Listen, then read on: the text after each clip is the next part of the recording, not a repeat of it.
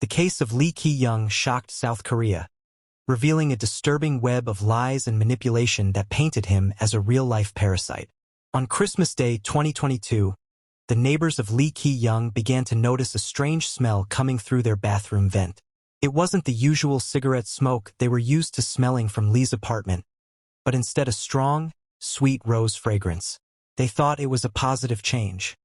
Maybe Lee was finally doing something about his smoking habit.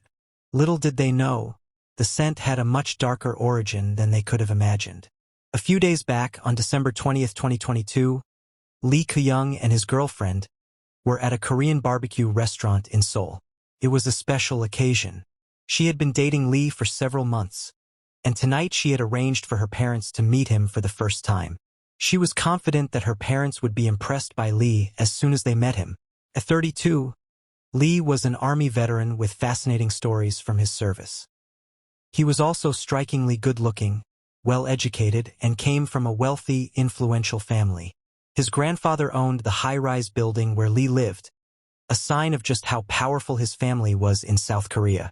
Despite all this, Lee wasn't arrogant. He was humble, kind, and genuinely caring, especially when it came to animals. He had a dog and 3 cats, all of which he loved and took great care of. The evening went well. At first everyone got along, and they had a great time eating and drinking. After the meal, when Lee and his girlfriend walked to the parking garage, his girlfriend noticed Lee was drunk.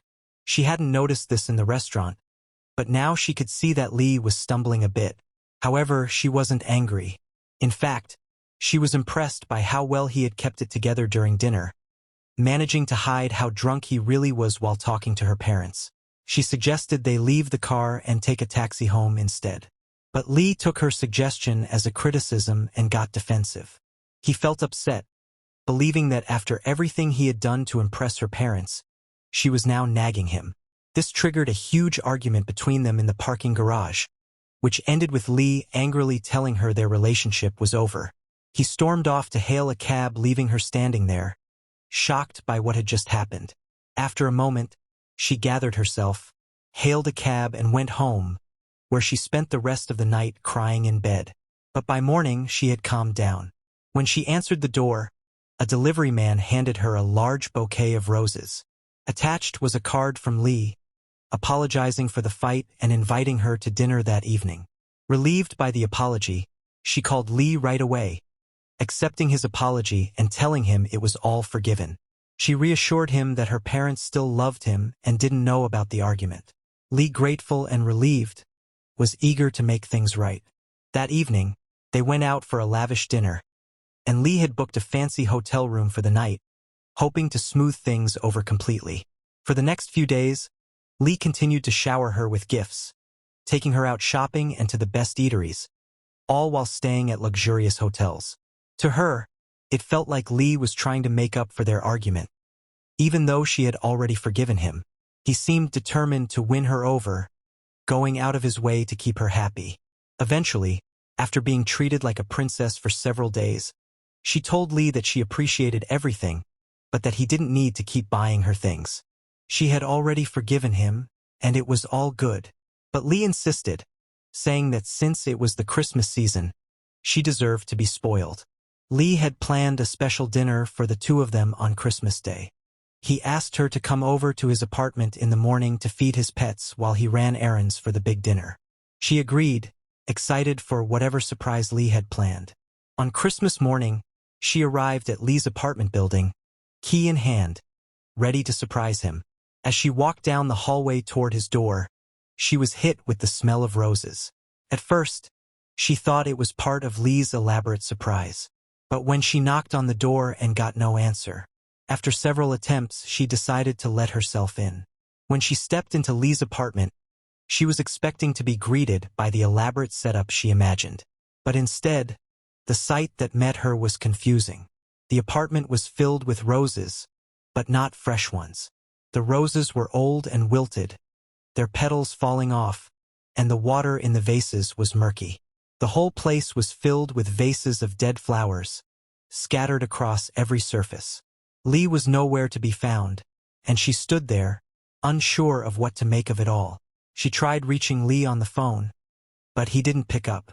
As she looked around, Lee's 3 cats began circling her, meowing loudly, their hungry eyes fixed on her. The sound of their desperate cries only added to the strange feeling in the apartment. At first, she pushed aside the weirdness of the situation and looked for the cats' food. She saw that their bowls were empty, but she had no idea where Lee kept the food. She began searching the kitchen cabinets, but the cat food was nowhere to be found. Frustrated, she left the kitchen and wandered down a hallway, eventually coming across a small closet that was oddly tied shut. She tried opening it, but something inside was blocking the door. Feeling a sense of dread, she pulled the door hard, finally managing to open it. She screamed in horror. The police arrived quickly and identified the body as a taxi driver in his 60s. The driver had been reported missing by his family 5 days earlier. The question arose: how had the body been inside Lee's apartment for so long without anyone noticing? Her entire perception of Lee was completely shattered. Just 5 days before she walked into his apartment to feed his cats, everything had seemed fine between them. But what she didn't know was that the night they had that big fight in the parking garage, Lee wasn't really leaving to hail a cab and go home alone as he had made it seem. Instead, he had waited for her to leave, then quietly walked back to his car and drove off. This wasn't Lee's first time driving under the influence. He had been arrested for drunk driving twice before, and his license was still suspended. Driving that night was not only irresponsible but unlawful. If the police had caught him, he would have faced severe punishment. As expected, Lee got into a minor accident.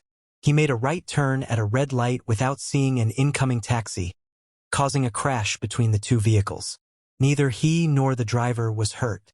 The driver was upset but not angry, as it wasn't his first encounter with drunk drivers.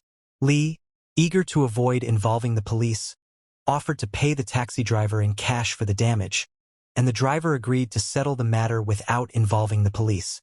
Lee was desperate to avoid getting into legal trouble. If the police found out he had been driving under the influence with a suspended license, the consequences would have been much worse. Lee said he didn't have any cash on him at the moment. He promised the driver he could pay him at his apartment and invited him to follow him home. Once they arrived, a disagreement over the amount Lee owed quickly escalated. In a sudden, violent outburst, Lee snapped and brutally attacked the taxi driver with a blunt object. He ended up killing him and hid the body in a closet in his apartment. But first, Lee used the driver's credit cards and ID to pay for lavish dinners, hotel stays, and gifts, all while pretending everything was fine. He even used the taxi driver's phone to send messages to the driver's family, keeping up the illusion that he was still alive. To cover up the smell of the decomposing body hidden in his closet, Lee filled his apartment with roses, trying to mask the stench. He then went back downstairs to deal with the taxi and abandoned the taxi in a nearby vacant lot and deleted the vehicle's black box footage to cover his tracks. But on December 29th, Lee was finally arrested.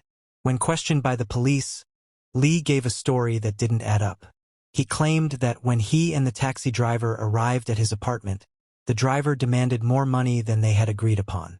When Lee said he couldn't pay, the driver threatened to call the police. In a panic, Lee said he killed the driver and hid the body in the closet to avoid more trouble. The police didn't buy his story. They soon realized Lee was a compulsive liar and a narcissistic sociopath. But Lee's lies didn't stop there. He claimed to come from a wealthy, influential family that owned high-rise buildings in South Korea. The truth was far from that. Lee didn't have any money. He had been borrowing from friends and family, then spinning stories to make himself seem like he was living a life of luxury. As the police dug deeper into the murder investigation, they found even more unsettling truths. The apartment where Lee was living didn't belong to him. It was his ex-girlfriend's apartment, a woman in her 50s who worked as a bartender.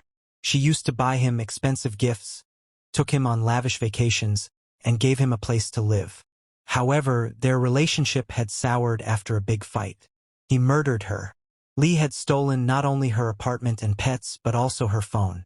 He logged into her Facebook account, changed her profile picture, and posted strange messages to make it seem like she was still alive. When her family tried to contact her, Lee texted them from her phone, claiming she was too busy or going through some personal issues and couldn't talk. But the most shocking revelation was that Lee had taken out a loan under her name. He had been living extravagantly off her money even after her death. And what made it worse was that, before her murder, Lee owed her nearly $200,000. He had promised to pay her back, but he had no intention of doing so. It seemed like Lee had been using her all along, taking advantage of her generosity until he could no longer hide his debts. The police uncovered traces of her blood in the apartment, and it became clear that Lee had murdered her too. When the police looked up her name, they found out she had been missing since August 2022. When they confronted Lee with this information, his response was chilling. He casually admitted that he killed her. He told the police that after killing her, he disposed of her body into a river. The police launched a search, but the timing couldn't have been worse. It was January 2023, the river was frozen, and visibility was nearly zero. After days of fruitless searching, the police brought Lee back in for further questioning. This time, Lee changed his story. He admitted he had buried the body in a shallow grave on the riverbank. Another search was organized, but once again, nothing was found. Finally, the police decided to bring Lee to the location himself. He led them to what he claimed was the spot where he buried the body. For the first time, Lee's face was filmed by the media, which had been kept hidden until then due to a law in South Korea that protects the privacy of suspects unless they give permission to release their photo. This law had allowed Lee to remain anonymous up until that point. But now, in early January 2023, Lee's name and face were everywhere. The public couldn't stop talking about how a handsome 32-year-old man could be behind such horrific misconduct and admit to them so openly. When Lee agreed to lead the police to the burial site, he seemed to believe he was in control of the situation, acting as if he was doing the police a favor by showing them where the body was hidden. However, when they arrived at the location he provided, her body was nowhere to be found. The police were left wondering whether Lee had intentionally misled them or if he had simply forgotten the exact spot where he had buried her. After the murder of the taxi driver, the police uncovered more unsettling details about Lee's behavior. Just days before Christmas, Lee had been dining at a restaurant with his friends. When police tracked them down, they learned that they didn't actually know Lee at all. Lee had approached them in a restaurant, where they were just enjoying a casual drink. He offered them free steak and drinks if they would join him at the restaurant, which they happily accepted. Over the meal, Lee spun elaborate lies, claiming he was incredibly wealthy, with a family that owned multiple buildings. He even told the group that he could pay them millions of dollars if they were willing to kill someone for him. The men, feeling uncomfortable with his bizarre offer, quickly ended the dinner. Minutes later, CCTV footage caught Lee arguing with them outside the restaurant. When the police spoke to the group, they described Lee as difficult to talk to, like he was living in his own fantasy world. It didn't stop there. As the investigation into Lee's past continued, the police discovered even more strange things. At the time of his arrest, Lee was only 31, but he had been married twice. His second marriage in 2018 was just as short-lived as the first, ending in divorce within a year. What made this even stranger was that neither of his marriages made sense financially. Both weddings had been lavish, with expensive venues and grand celebrations. But Lee didn't come from a wealthy family, and there was no sign of him having a steady job. The police started to wonder how he had the money to pay for these weddings. They even began to suspect that he had manipulated or taken advantage of his ex-wives to fund his extravagant lifestyle. As the police dug deeper into his life, they became concerned that there were many more victims Lee hadn't confessed to. They started tracking his phone records from 2022 and found that he had been in contact with 380 people over the course of the year, more than one person a day. Most of these conversations were about gaining attention, bragging about things he didn't have, and trying to seduce women. In the span of just 6 months, Lee had been involved with multiple women. Lee's pattern of moving quickly through relationships and leaving a trail of deceit was becoming more and more apparent. As the investigation into Lee Ki-young continued, it became clear he was a compulsive liar and manipulator. By January 2023, the full extent of his crimes remained unclear, but police were still searching for the body of the woman whom he admitted to killing. Authorities are concerned there may be more victims, though they hope those are the only two.